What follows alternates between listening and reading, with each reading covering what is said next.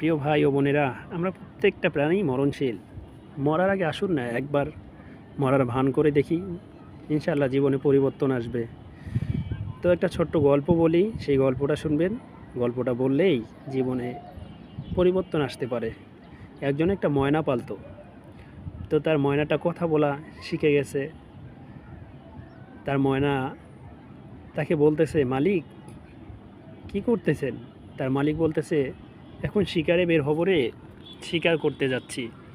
তো ময়নাটা বলতেছে, মালিক আমার জাতি ভাইদের যদি জঙ্গলে দেখা পান তাহলে তাদেরকে আমার একটা সালাম পৌঁছাই দিয়েন আমার তরফ থেকে। তার মালিক বলতেছে, ঠিক আছে, তোর সালাম আমি পৌঁছে দিব। তো শিকারী যখন জঙ্গলে প্রবেশ করলো, দেখলো গাছে কয়েকটা ময়না গাছের ডালে বসে আছে।